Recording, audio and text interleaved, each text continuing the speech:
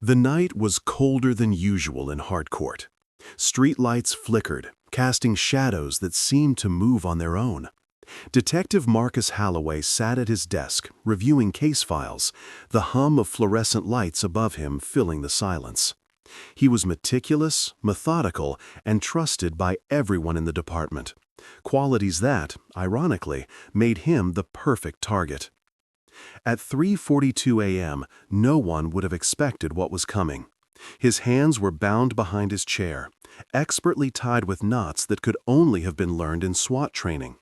His office appeared untouched, the files perfectly aligned, the room eerily calm. On his desk lay a single white envelope, neatly placed in the center as if it were the only thing that mattered. The note inside was brief, handwritten with precision. You were too slow. The first wave of shock rippled through the precinct as officers arrived the next morning. Connor, known for his sharp instincts, was called immediately. As he surveyed the scene, he noticed details that others might have missed. The knots, the position of the envelope, the angle of the chair. All deliberate. Someone had planned this meticulously. Someone who knew exactly how detectives thought, how they moved, how they reacted. Within days, the killings escalated. Detective Leela Chen was found in her patrol car, engine running, brake lines severed. A note read, "You were predictable." Her death mirrored her recent case patterns, leaving investigators stunned. Then, Detective Thomas Grady was discovered at the river dock, bound, gagged, a stopwatch ticking beside him, displaying the time he should have arrived at work. Each murder was a calculated reflection of the victim's professional life. The killer was not only methodical, but terrifyingly intelligent, choosing victims based on their routines, their cases, and their habits. Connor began to map the killings, noticing patterns in timing, location, and victim behavior. The term Dossier Zero began to circulate quietly among officers. It was no longer a single killer. It was a method, a game, and a terror that preyed upon those sworn to uphold the law. Forensic teams found no DNA, no fingerprints, nothing that could identify the murderer. It became apparent that the killer had insider knowledge, likely someone trained in law enforcement who understood how to avoid detection completely. Interviews with surviving detectives revealed a chilling truth. There had always been a quiet observer in training sessions, someone who watched, memorized, and absorbed every detail without ever acting. Connor realized this killer had prepared for years, learning the habits of law enforcement as though they were his prey. Detective Sarah Whitman became the next target. Working late, she vanished without a trace, leaving behind her office intact but displaying a city map marked with red dots, locations of previous murders. Her badge had been removed, a note on her desk warning, "Follow the rules or you'll learn the lesson." The killer's pattern was clear. Each victim was being documented, cataloged, and hunted in sequence. As the department went into lockdown, the killer escalated further. Packages began appearing at detectives' homes, items grotesquely altered from previous cases, blood-stained files, photographs from crime scenes, and notes mocking their abilities. Connor noticed a terrifying rhythm. Each death occurred exactly 72 hours after. Officers were trapped in a cycle of fear, unable to deviate from their routines without risking their lives. A retired officer, David Reed, reported seeing a man observing him from the precinct windows late at night. Sketches revealed a resemblance to a former cadet expelled 15 years ago. However, security footage had been erased and timestamps falsified. The killer was not only physically skilled, but digitally omnipresent, manipulating cameras, files, and evidence with terrifying precision. Connor arranged a sting operation, leaving a fake envelope in a controlled office with GPS trackers and cameras, while SWAT units waited. Late at night, the killer entered undetected, moving with a phantom-like precision. Notes from previous murders lay scattered across the floor, a ledger of meticulous planning. Connor pursued the killer through hidden passages in the precinct, known only to cadets from years past. The confrontation was violent. The killer lunged with deadly accuracy, but Connor managed to subdue him. Unmasked, he was pale, lean, calm, and obsessively meticulous. He revealed his reasoning. Each murder was a lesson, every envelope a test, and the detectives themselves had been unwitting participants in a game begun long ago. He had studied law enforcement obsessively, exploiting every predictable move, rehearsing each murder with methodical precision. His motive was control, dominance, and demonstration that even the most skilled protectors could be ensnared. Despite capture, envelopes continued appearing, suggesting accomplices or a legacy. Officers across the state reviewed their routines, haunted by the knowledge that Dossier Zero's shadow extended far beyond his physical capture. Harcourt Police Department became a place of suspicion and fear, every routine a potential trap. The city was tense. Every precinct, every detective, every office felt the weight of Dossier Zero's unseen presence. Connor worked tirelessly, reviewing every past case file, every personnel record, looking for patterns he might have missed. Every new detail felt like a piece of a puzzle too large and too deadly to see in full. The next victim, Detective Victor Reyes, was found in a storage room of an abandoned warehouse. His hands were bound behind his back, the room illuminated by a single swinging light bulb. A note rested on his chest. "You overlooked the details." The air was thick with the metallic scent of fear and decay.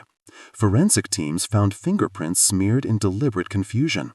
Every clue seemed to point to multiple suspects, as if the killer wanted them chasing ghosts. Reyes had been investigating a series of arsons that had gone cold months earlier. Now, the killer had turned the investigation back on the investigators. Connor and his team began to realize something even more terrifying. Each victim was not just selected for professional convenience, they were specifically chosen to teach a lesson to the department, to manipulate fear, and to demonstrate the killer's unmatched knowledge of police procedures. He knew when they would arrive, where they would be alone, how they would react under pressure. The survivors became hyper-aware of every movement, every sound, every unexpected knock on the door. Sleep became impossible. Detective Lena Ortiz, a rookie with barely 3 years on the force, was next. She received a call late one evening, supposedly from dispatch, requesting her presence at a crime scene downtown. When she arrived, the scene was empty, except for a single chair facing a wall. On the chair was a file with her name on it. Opening it revealed photographs of the previous victims, meticulously cataloged, with dates, times, and notes in the killer's handwriting. She dropped the file, panic overtaking her senses, but before she could escape, the lights went out. When backup arrived minutes later, she was gone.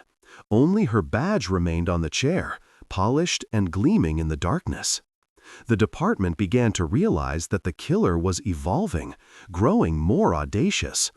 Every murder was no longer just an execution, it was a performance, a psychological message to the living detectives. Connor mapped the killings, noticing subtle patterns, a red thread connecting every crime scene, a timing structure designed to psychologically break the officers. Sleep deprivation, paranoia, and constant vigilance were weapons in the killer's arsenal, and the department was beginning to fracture under the strain. A breakthrough occurred when a young forensic analyst, Marcus Lee, discovered a hidden pattern in the envelopes left at the scenes. Each contained a series of letters, seemingly random at first, but when arranged chronologically, they formed words, forming phrases that hinted at future targets. The killer was not only cataloging his victims, he was taunting the living, leaving breadcrumbs that only the sharpest minds could decipher. Connor and Lee worked around the clock to decode the messages, but every step forward revealed another layer of complexity. The killer was not just a master of physical crimes, he was a strategist, a predator who played a mental game on an unprecedented scale. The next attack came without warning. Detective Raul Martinez, assigned to stakeouts, vanished from a rooftop surveillance post. Cameras showed nothing, no entry, no exit, no shadow moving along the edge. Only the wind whistled through the vents. Connor examined the footage frame by frame, trying to catch a glimmer of the killer, but every frame was clean, every movement precise. Martinez's body was later found in a construction site, suspended by cables from the ceiling like a grotesque marionette. A note in his pocket read, "Your methods are inadequate." Fear reached a tipping point. Officers refused to work alone, double-checked equipment, and constantly changed routines, but Dossier Zero was always a step ahead. The killer adapted, exploiting the slightest lapses in vigilance, using technology, shadows, and the very procedures designed to protect the officers against them. Connor realized that the hunter had transformed the department itself into a trap. Every door, hallway, office, and computer could be weaponized. Then an unexpected ally emerged. Retired Detective Thomas Garner, who had left the force 5 years ago, contacted Connor.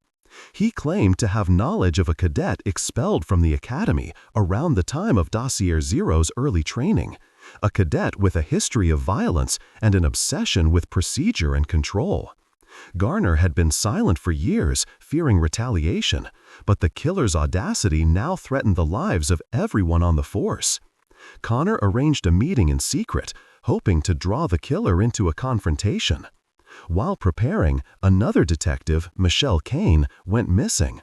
She was last seen leaving the evidence locker late at night. Her body was found in the precinct parking garage, positioned in a way that mirrored Holloway's original death. Hands bound, note on her chest. The lesson continues. It became clear. The killer was working like a clock, each murder a calculated domino, falling in a sequence that could not be interrupted. Connor and his team devised a new plan. They would use themselves as bait, creating a controlled environment with cameras, GPS, and SWAT ready to intervene. The envelope was placed in a secure office, lights dimmed, and silence enveloped the building. Hours passed. Then, from the shadows, the killer emerged. He moved with the quiet precision of a trained predator, exploiting blind spots and anticipating every reaction. Connor pursued him through hidden passages, engaging in a tense, brutal struggle. When the killer was finally unmasked, he was calm, almost clinical in demeanor. He revealed the full extent of his preparation, years of study, obsessive cataloging, intimate knowledge of law enforcement, and the creation of a psychological labyrinth that turned each detective into prey. He had orchestrated the murders not out of vengeance, but as proof of his own supremacy, control, and intelligence. Even after capture, messages and envelopes continued to appear at precincts, suggesting accomplices or disciples who had learned from his methods. Connor realized that while Dossier Zero had been physically apprehended, the shadow of his influence remained. Officers were haunted, routines permanently altered, and the department left with a chilling truth. The most dangerous predators are not those outside the law, but those who had learned to exploit it from within. The city of Harcourt was in a state of constant tension. Every officer, from rookies to veterans, moved through the precinct with a heightened sense of awareness, double-checking doors, monitoring cameras, and scrutinizing every shadow. Dossier Zero's reign of terror had escalated beyond a string of murders. It had become a psychological war, where fear itself was the weapon. Detective Emily Vargas was the next victim. Late one evening, she was reviewing cold case files in the evidence room. The fluorescent lights flickered, and the room grew eerily silent. A faint sound, a soft scratching, came from the vents. Before she could react, the lights went out completely. When backup arrived, all that remained was a note pinned to her jacket. "Knowledge is power, but power is fleeting." Her body was discovered hours later in an abandoned train yard, positioned atop the rails, an exact mimicry of a murder she had investigated years ago. The killer was sending a message. No detective was safe, no expertise could shield them. Connor convened an emergency meeting. Maps, files, and diagrams of previous murders covered the walls. He was exhausted but determined. "He's not just killing," Connor explained. "He's orchestrating a symphony of terror. Each death is a lesson, each scene a classroom, and we are the students, though none of us asked for this education." Meanwhile, subtle inconsistencies began to appear in Dossier Zero's patterns. The intervals between murders became erratic, and some crime scenes showed signs that the killer might be experimenting, testing new methods, or diverting attention from his next target. Connor and his team decided to leverage this unpredictability, planning to bait him with false intelligence. They leaked information about a fabricated officer, supposedly working late nights with access to sensitive files. The bait worked. Late one night, cameras captured a shadow moving through the precinct, silent and precise. The killer had entered without triggering alarms, exploiting blind spots, and moving with the confidence of someone intimately familiar with the building's layout. Connor and a SWAT team pursued him through hidden passages and maintenance tunnels, leading to a tense standoff in the basement. The confrontation was brutal. The killer moved with uncanny speed and awareness, evading tasers and grapple attempts. Connor realized that this man was more than a physical threat. He was a psychological one, anticipating every move. The struggle lasted several minutes, culminating in the killer being cornered and subdued. When unmasked, Dossier Zero was pale, gaunt, yet unnervingly composed. He spoke calmly, describing his motivations with chilling clarity. Years of obsessive training, meticulous observation, and an insatiable need to assert control over those who wielded authority. Each murder, each note, each scene was an experiment in dominance, testing the boundaries of fear and control within the department. But even in custody, his influence persisted. Envelopes continued to appear at precincts, containing messages, cryptic instructions, and sometimes small items from previous crime scenes. Officers discovered subtle manipulations in archived footage, evidence tampering, and digital files. Proof that Dossier Zero had created a legacy, a system that could continue his work even if he remained imprisoned. The survivors of the killings were left to grapple with trauma, fear, and the realization that the threat was not entirely gone. Connor led debriefings, encouraging detectives to document routines, observe anomalies, and remain vigilant. Every officer's life had been irrevocably altered. The psychological imprint of Dossier's campaign could not be erased. Months later, Connor returned to the scene of Holloway's original death. The envelope was still there, preserved as evidence. He opened it, expecting perhaps a final taunt, but found only a blank sheet. For a moment, silence reigned. The city had survived, but the lesson remained. Dossier Zero had demonstrated that knowledge, patience, and meticulous observation could make anyone vulnerable, even those sworn to protect the law. Harcourt Police Department instituted permanent changes, constant surveillance, random rotation of shifts, and mandatory mental health evaluations. Officers knew that while Dossier Zero was physically behind bars, his methods and teachings had permanently altered the department. He had become a shadow over the city, a reminder that predators could exist in unexpected forms, often more dangerous when operating in plain sight. The legend of Dossier Zero endured. Across the state, detectives whispered his name, recounted the meticulously cataloged killings, and warned newcomers. Trust no routine, expect the unexpected, and never assume your knowledge is enough. Even now, years later, envelopes occasionally appear, unsigned, with subtle references to past murders. A haunting reminder that some predators, even when caught, never truly disappear. The case became the most studied, most feared, and most haunting in modern policing history. Every officer trained in Harcourt or surrounding precincts knew the story, and each carried its lessons as both a shield and a warning. Dossier Zero had not only killed, he had transformed the department into an institution forever aware of its own vulnerability. The city slept uneasily, knowing that vigilance, caution, and fear were now permanent companions. Connor, reflecting on the events, understood the true scope of Dossier's terror. The killer had not only exploited procedural weaknesses but human psychology, turning instincts, habits, and professional pride into weapons. The detective who survived carried the weight of every colleague lost, every lesson painfully learned, and the knowledge that Dossier Zero had changed law enforcement in Harcourt forever. And somewhere, hidden behind surveillance screens, encrypted files, or perhaps in the mind of someone inspired by him, the influence of Dossier Zero continued to whisper. The lesson is never over.